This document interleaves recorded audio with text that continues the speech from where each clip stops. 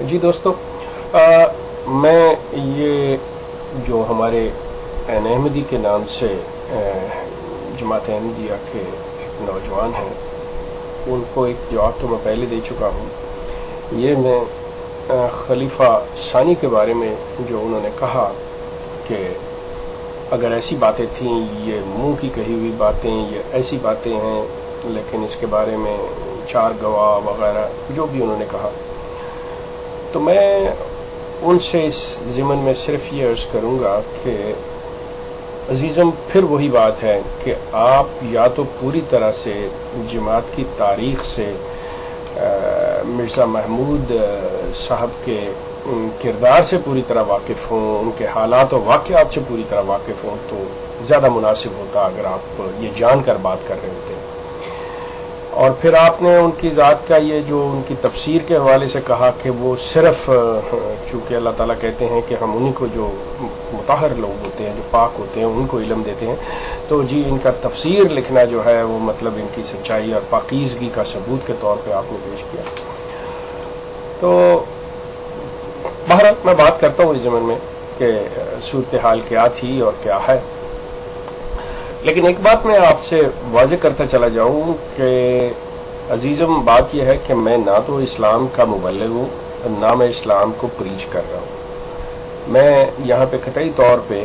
ایسا کوئی سلسلہ نہیں کر رہا کہ میں آپ کو اسلام کی کوئی شکل یا کوئی نیا رخ دکھا رہا ہوں یا اپنے آپ کو کہہ رہا ہوں کہ میں جی اسلام کا پرچار کر رہا ہوں۔ میں جو کام کر رہا ہوں وہ صرف اور صرف جماعت احمدیہ پہ ایک ناقد کی حیثیت سے جماعت احمدیہ پہ صرف اور صرف میری تنقید ہے، اور وہ معلومات آپ لوگوں تک پہنچانی مقصود ہیں جو آپ کے علم میں نہیں ہیں۔ میں جماعت کی جن عقائد، جن ان کے نظریات سے اختلاف کرتا ہوں،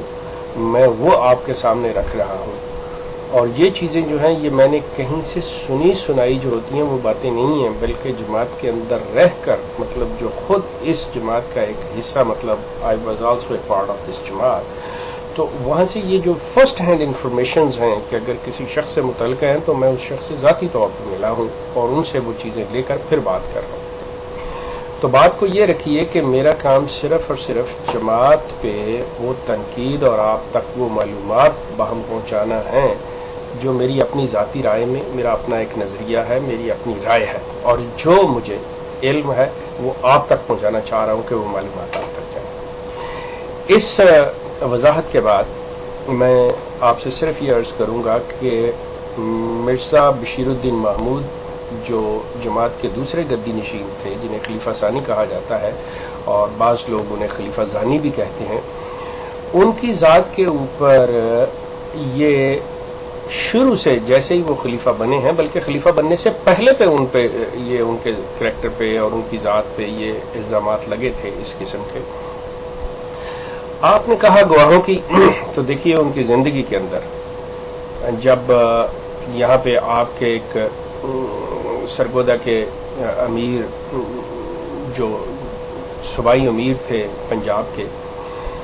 ان کی زوجہ محترمہ کے ساتھ ان کی زیادتی کی بات ہوئی، تو اس جو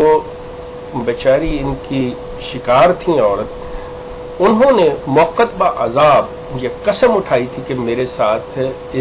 خلیفہ صاحب نے یہ حرکت کی ہے۔ اب آپ کہہ رہے ہیں کہ 4 گواہ، تو کیوں نہیں خلیفہ صاحب نے خود اس وقت جب ان کو مجرم ٹھہرایا گیا، ملزم ٹھہرایا گیا، مجرم تو وہ تب تھے اگر وہ یہ سلسلہ ہوتا اور یہ ثابت ہوتی، جب وہ ان پہ یہ الزام لگا، تو کیوں نہیں انہوں نے اپنے آپ کو اپنی جماعت کے اس عدالت کے کٹہرے میں کھڑا کیا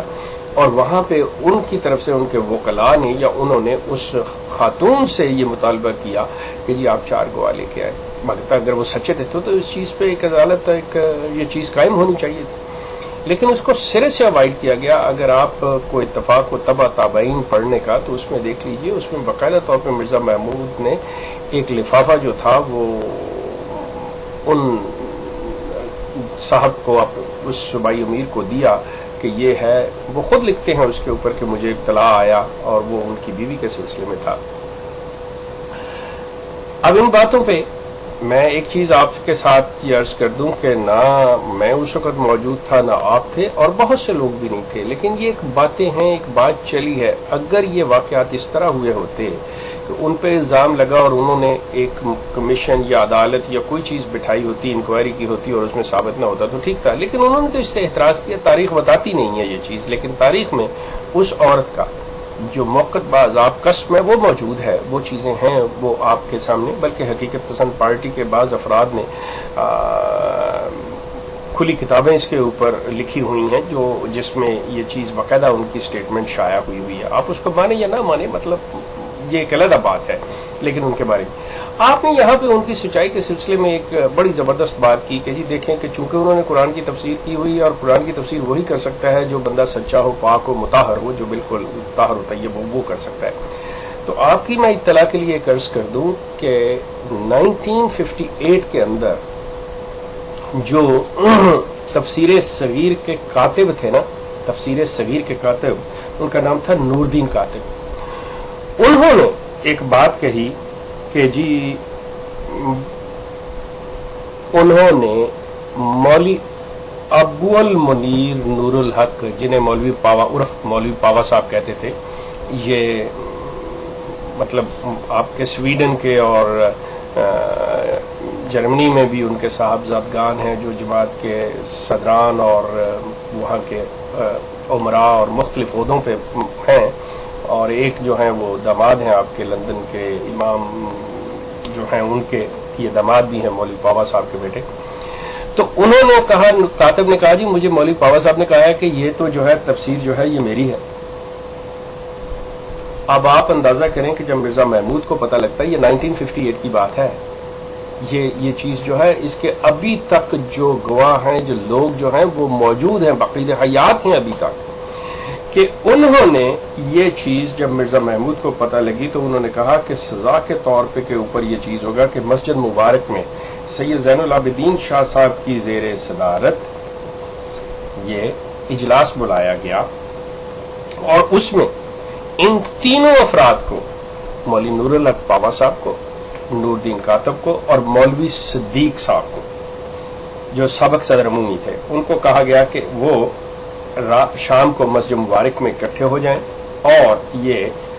بتائیں یہ تینوں شخص سے کہ یہ موقد باعذاب اعلان کریں کہ ہم نے جو کہا تھا جھوٹ کہا تھا. مطلب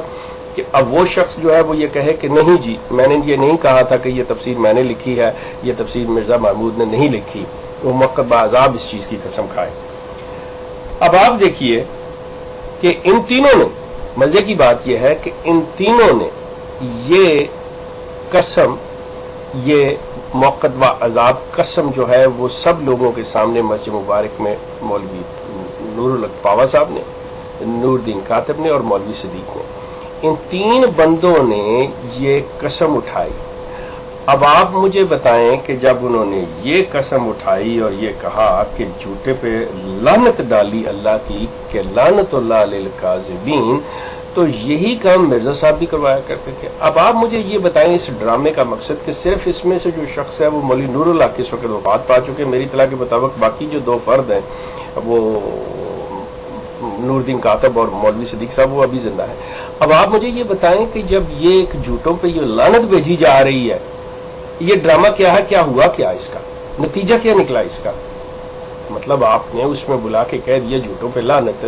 وہ لعنت آپ پہ کیسے ثابت ہوگی کہ ان میں سے جھوٹا کون تھا تینوں میں سے؟ کس پہ لعنت پڑی آپ مجھے یہ بتائیے. کیا ہم یہ کہیں جو مر گیا وہ لعنتی تھا، یا وہ جو دو زندہ بچے ہوئے ہیں وہ لعنتی تھے، یا حقیقتاً بات یہ نہیں تھی بلکہ وہ تھی جو عذاب کے ساتھ ایڑیاں رگڑ رگڑ کر جو شخص مرا وہ تھے مرزا محمود، جو ایڑیاں رگڑ رگڑ کے جو مرے ہیں کہ وہ تھے اس چیز کے کہ جن پہ لعنت پڑی. آپ پہلے سوچیے، آپ کہتے ہیں جی بڑے صاف تھے، اچھے تھے، لیکن یہ اس کے کلیمنٹ ہیں لوگ کہ وہ ان کی تفسیر نہیں تھی، کسی اور کی لکھی ہوئی تھی جو انہوں نے اپنے نام پہ کروا لی تھی، اور اس کے یہ لوگ ہیں. یہ سارا کچھ ہوا 1958 میں مسجد مبارک میں، اور ابھی آپ کے لوگ زندہ ہیں، وہ موجود ہیں جن کے سامنے یہ قسمیں اٹھائی گئی، جن میں سزا کے طور پہ ان لوگوں سے اعلان کروایا گیا. یہ آپ یا تو تحقیق کر کے بات کریں، دیکھ کے سوچ سمجھ کے بات کریں، یہ آپ کو بہت غلط معلومات انہوں نے دی ہوئی ہیں. میرے دوست آپ پوچھئے جا کے، عزیزم آپ ان سے پوچھئے، انہوں نے بہت غلط انفارمیشنز آپ لوگوں کو دی ہوئی ہیں. یہ کوئی ایسی آسان اور سیدھی سی باتیں نہیں ہیں جیسی آپ سمجھتے ہیں. امید ہے کہ آپ اس کے بارے میں پتہ کریں گے اور پتہ کر کے دوبارہ آپ یہ بتائیں گے کہ اس کی صورتحال آپ کو پتہ چلی ہے، کیا بات ہے، کیا حقیقت تھی، کیا نہیں تھی. میں آپ کا منتظر رہوں گا کہ اگر آپ اس سلسلے میں انکوائری کر کے مجھے بتائیں اور آپ کی کوئی ویڈیو اس سلسلے میں آئے کہ جی وہ اصل واقعہ کیا تھا. آپ کا بہت شکریہ.